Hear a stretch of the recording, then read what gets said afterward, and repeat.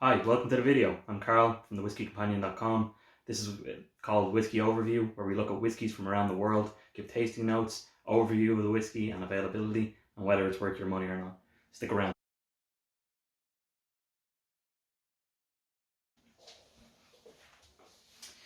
Today we're going to be looking at a brand new Irish whiskey called Velvet Cap, which is actually a reclaimed Bonders brand from Waterford. So let's get into it.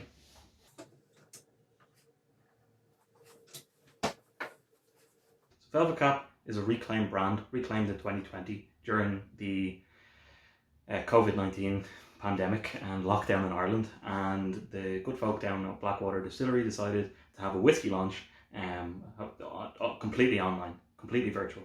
So I was part of a lucky 100 randomly selected people on Twitter that got to get a little box. There's this one here, that had a Velvet Cap sample. It also had Blackwater Distillery's very own new make spirit and a lovely embossed Glencairn glass. So quite nice. This was about 5 or 6 weeks ago, completely online on Facebook. We had that Strand Good, Omar Fitzel, and Stories and Sips, Barry Chandler walk us through, and there was a bit of banter. It was quite good. So if you want to watch that full launch, it's still on their Facebook page. I'll put a link down in the description for you to see. It's about an hour and a half long, but very insightful, and it's a great way to see the interaction that the CEO Peter Mulrine had and the distiller John also had, and they answered so many questions. You get to learn a lot about the distillery itself, and yeah, it was just a great way of doing a whiskey launch, I think. So what is Velvet Cap? Velvet Cap is a budget-friendly blend whiskey that just tastes really good. The whiskey Velvet Cap takes its name from the velvet cap that horse riders would have worn in point-to-point racing in around 1752. In Cork, they were racing from St John's Church to St Mary's Church in County Cork. So it was from one steeple to another steeple, and it was called a steeplechase. The name Velvet Cap, which came from a bonder before the collapse of the Irish whiskey industry, when there were tons and tons and tons of bonders all around the country. It was the only really way to get a whiskey was to have a bonder, and you'll see it if you walk around Ireland, anywhere really. You'll see pubs or shops that have signs that predate the owners that whiskey bonder, or it was actually a big thing for stout as well. So Guinness actually had bonders, or bottlers, back in the day as well. So it wasn't until the collapse of the Irish whiskey that distilleries started bringing in the bottling and the brands that they wanted to sell, and it was all sold through the distillery then. So this is an example of that. So it's not distillate from Blackwater Distillery. They sourced it. I know that it's 50% malt and 50% grain. I know that the 50% grain is G&D. Not entirely sure what the malt is. I don't think they said it. If they did, I will write it down in the comments. So what did they do with this?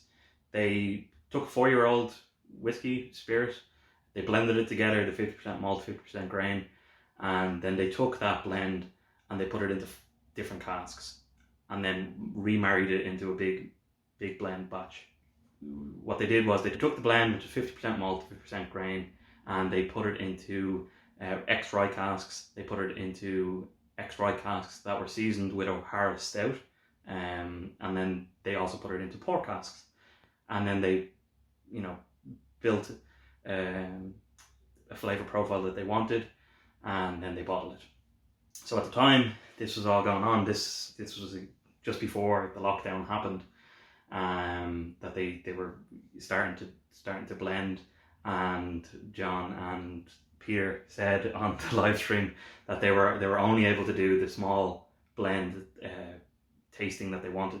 So they were doing 10% of this, 10% of that, and it was on a small scale, and they didn't actually get to do the same thing on the larger scale. So they were saying that on the tasting notes that they had for the smaller blend, that it was more cherry and more chocolate covered cherry, and they said in the live stream that they kind of missed that, and in the next blend, the next batch that they're going to do, they're going to try and up that cherry flavor. So without further ado, let's give it a chance. Let's see what it's like.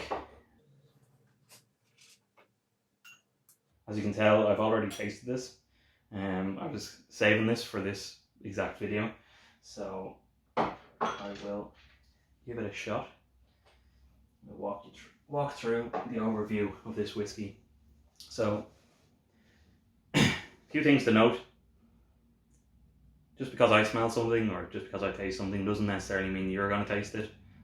Taste and smell is completely subjective. It depends on your memory recall and if you've associated a smell with a certain smell or place or memory. So if you don't get all these, like if you pick up a bottle of this on Irish malts or for €40 or in your local off license and you don't get these notes, then I'm sorry, but yeah, it's taste is subjective. So on the nose, it's very sweet.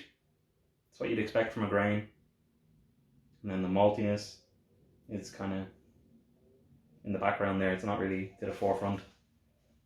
Getting a lot of bananas, banoffee. A little bit of like citrus, maybe lemon peel.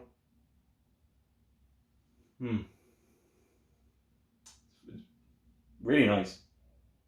Like, very impressive for a 4-year-old whiskey. That's at €40. Like, it's before the whiskey craze happened, you'd have the likes of Redbreast or Green Spot, or the higher end whiskies now at this price range of €30, €40, and since the whiskey boom and everyone getting involved in it, and it's great to see the renaissance of Irish whiskey. But it just seems that every whiskey that's coming out is in the €70-80 mark, and it's really refreshing to have something that's €40 just coming in and really being an inviting whiskey, an enjoyable whiskey.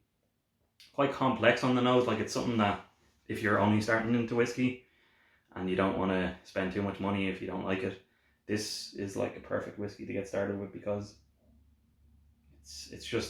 it is quite complex. There's a lot of layers there that you can break down and you can go exploring.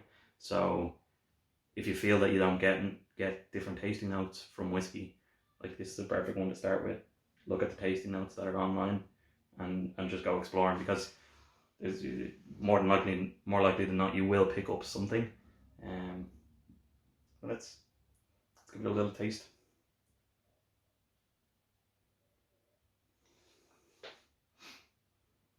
Okay, it's mild, very mild. Doesn't attack you like some whiskey would. Again, great beginner whiskey and an easy whiskey to drink. You have the kind of burnt cocoa nibs, like the cocoa nibs, with like a slight nuttiness, I suppose, to it. And then at the back,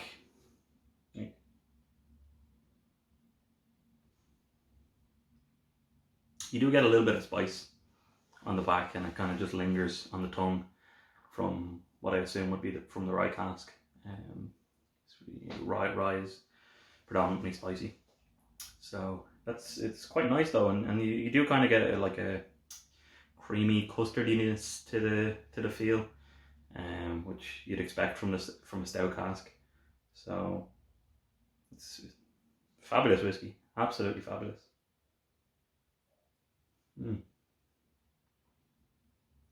Yeah, you can't fault that for what it is. And even in the release, Peter and John were both saying, they like a piece of ice in it, or it stands up well to a cocktail, like if you put in some ginger ale and lime.